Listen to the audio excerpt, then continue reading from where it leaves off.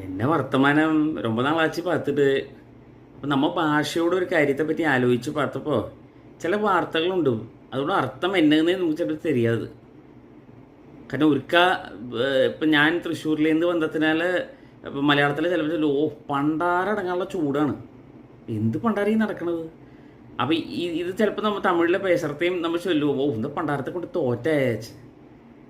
അപ്പോൾ ഏതോ ഒരു ഇതിൽ കല്യാണം കഴിഞ്ഞ പുതുശിൽ ഞാൻ ഏതോ ചൊല്ലത് പണ്ടാരം എത്ര നേരം ആക്കറ മാതിരി എന്തൊക്കെയോ ചൊന്നേൻ. അപ്പോൾ ഇപ്പിടില്ലാം പേசுகிறான்.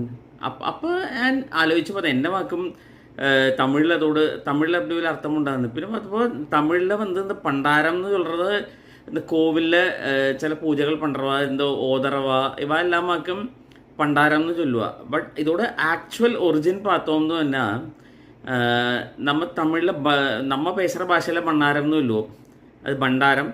എന്നാൽ ഭണ്ഡാരം തമിഴിലെ പാ ബാബ എല്ലാം ഒന്നാ ഇരിക്കുന്നതിനാൽ പണ്ടാരം എന്ന് ചൊല്ലുക.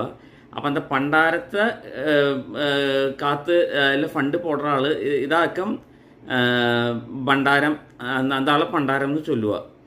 അപ്പം இந்த பண்டாரம் வந்து பல வேலையும் பண்ணுறதுனால இந்த கோவிலில் இருக்கிற பண்டாரத்தெல்லாம் பார்த்துக்கிற ஆளும் அவளாக்கும். അപ്പം അതിനാലേക്കും അവളെ പണ്ടാരം എന്ന് சொல்கிறாள். ഇത് ഇപ്പോൾ കാലപ്പഴക്കത്തിൽ എന്നാ എടുത്ത് എന്നാൽ ഇപ്പോൾ നമ്മൾ മലയാളത്തിലെയും ആക്ച്വൽ മീനിങ് എന്താ ഖജനാവ് പാത്തുക്കിற ആൾ അല്ലാട്ട ഖജനാവിൽ കൊണ്ടുപോയി അടയ്ക്കിற ആളാക്കും പണ്ടാരം. ഇതിപ്പോൾ നമ്മൾ ചൊല്ലി ഇപ്പോൾ വന്നിട്ട് എന്തൊരു പണ്ടാരം അത്.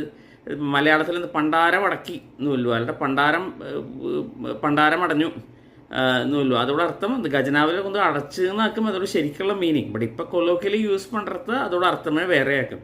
അപ്പം നമ്മൾ പണ്ടാരം കുരിശ് ഇതൊക്കെ കൊണ്ട് തോറ്റുവിട്ടാ. അതായത് നമ്മളൊരു നെഗറ്റീവ് കൊണോട്ടേഷനിലേക്ക് ചിലപ്പോൾ അത് യൂസ് പണ്ടോ ഒന്ന് ചൊല്ലണം തോന്നിയിട്ട് അപ്പം നമ്മൾ അടുത്തതിൽ പാക്കറോ.